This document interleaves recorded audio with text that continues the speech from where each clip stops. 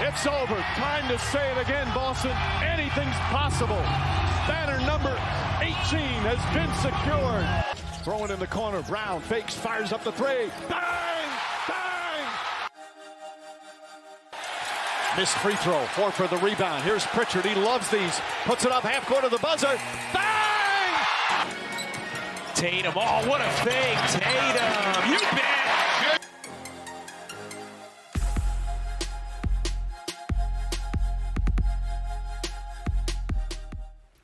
A 26-point comeback is not what I had in mind for tonight, but I'll take it. Jayson Tatum is the X factor of the Boston Celtics. Hello everyone and welcome into your Celtics source, home of your 35-15 second place Boston Celtics. Man, this was a brutal first three quarters for the Celtics. From the jump, they just could not get anything to fall. It felt like they were just throwing bricks out there all night. And then, they were like 7 for 27 from 3 in the first half. Just painful to watch. And the worst part is they weren't even bad shots. They were getting good looks, wide open threes, solid ball movement, all the right stuff. And they just would not drop. They weren't forcing any, contested step backs or jacking up low percentage shots. The offense was flowing. But, the rim had a lid on it for some reason. I would say one of the biggest differences between this year's team and last year's team is they never let a poor offensive execution night impact their defense. But no matter how bad the shots were falling, they always locked in on the other end. And made life tough for their opponents. But lately that hasn't been the case. The shooting slump is creeping into their heads in early games and it's dragging their defense down with it. Right? Take last night. Right? They let Tyrese Maxey do whatever the hell he wanted in the first half. Layups, step back threes from deep. You name it. He was hitting everything. Right? By halftime, I think he had 21 points and was completely in a rhythm. Right? Maxey has, fully stepped into, a star role with Joel Embiid and Paul George out for the whole season. And, his speed makes it a nightmare to guard him in transition. He might be the fastest player in the league. Which means, once he's downhill, it's almost impossible to stop him. But the problem wasn't just his talent. His talent alone would not be able to get by the Celtics on every possession. But the Celtics didn't make a real effort to slow him down at all. There was no resistance, no physicality, no real game plan to even stop him. When he's the only guy the Sixers have. If he's not making plays, the Sixers aren't winning. And this team has the talent to be elite defensively still, even with Holiday and White a year older and Horford. I'll talk about Horford later, on the edge of extinction. But, right now they're letting missed shots dictate the entire game. Their energy, they're sort of taking it upon themselves and feeling bad for themselves. That's got to change if they want any chance of playing back at a championship level. But, something changed in the locker room during halftime in this game. Joe Mazzulla, who never says anything publicly, actually asked the starters if they were feeling tired and if he should sub in the Stay Ready group, the scrubs. It's nice that he's challenging his guys because he doesn't tell us if they're feeling or if he's saying anything to get them going on a night like this. But, I mean, whatever he said, the Celtics came out in the third quarter completely different. And, it wasn't obvious at first. Right? In fact, the lead, I think, ballooned to 26 points quickly into the third quarter. But it wasn't a lack of effort. I mean, you could see it. The defense was getting better. It instantly picked up. They were closing out harder on shots, making it difficult for Tyrese Maxey, taking the ball out of his hands. But the Sixers were still hitting shots. Gershon Yabusele was playing like a wrecking ball. He threw some absolute hammers, some posters on Derrick White. Right? It reminded me a lot of Neemias Queta. Just full throttle, high energy, ultra physical. The kind of guy that, doesn't take a single play off, really. Honestly, the Celtics could use someone like him right now.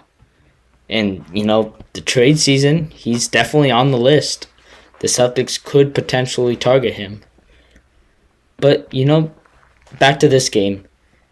With about, I would say, 3 or so minutes left in the third, right before Joe Mazzulla was probably going to pull the starters, Sam Hauser, hits a three, then another. Suddenly, Jayson Tatum has found a rhythm. Luke Kornet starts making an impact in the paint. And quietly, Luke Kornet has actually climbed the chart, in my eyes, of, being the second center on this team. I think he is officially past Al Horford in terms of production, defense, and, without Hauser and Kornet in this game, the Celtics would not have had a chance, I don't think, to pull this game off. Right? And honestly, if Peyton Pritchard had been there, it probably wouldn't have been a 26-point lead for the Sixers in the first case. But, poor shooting is contagious. And the Celtics caught that bug early on. It seems like in almost every game they're finding this. But, still heading into the fourth, it's a 14-point game. And that's an easily accessible number. I mean, from there was all Celtics, I would say. Jayson Tatum, 25 points in the second half out of 35 total. Played the entire second half. Right? Once the shots started falling, it never stopped. Jayson Tatum he was locked in tonight. He was basically orchestrating the entire offense for the Celtics in the entire second half. 11 assists. He had a fantastic two-man game in the fourth quarter with Derrick White. Almost automatic. I think it was at one point JT drew so much attention that, White tossed it to him in the high post, and JT throws it right back to an open Derrick White, just waiting, to be his fourth quarter assassin like he usually is. Right? White barely even had to sell it. Just giving JT the ball was enough to take his defender off of him and place it on JT, and JT just, taps it right back to him, and nothing but net from Derrick White. Right? Brown played nearly the entire second half as well. JT's gravity opened up the paint for Brown to attack the rim. When it mattered most, Jrue Holiday steps in, right? And he ices the game, burying the dagger three from the left wing to push the lead to, I believe it was 8 with less than a minute. Game over. The defense, that's another thing. The defense from him in the second half was prime Jrue Holiday. Guarding Tyrese Maxey on that last play, winning the challenge to overturn the foul as well. This game, I would say, showed two things about the Celtics, right? First is, when they lock in, their defense is elite, right? They can shut down just about anybody, any team, when they actually decide to do it. Second thing is, they're able to flip the switch and lock in when it matters.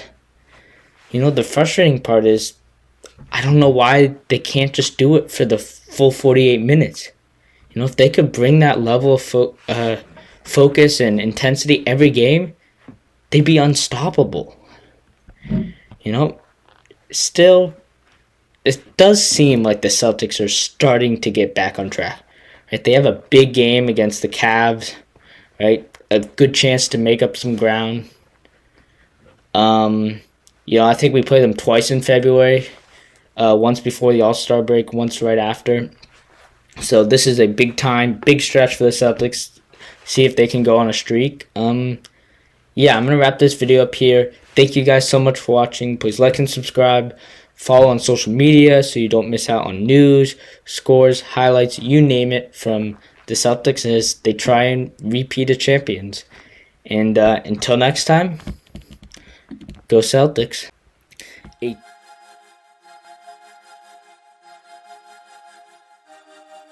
Folks, this looks like it's going to be a layup. Watch Derrick White sprint and tell Jimmy Butler, not happening here. Are you kidding me? That's ridiculous.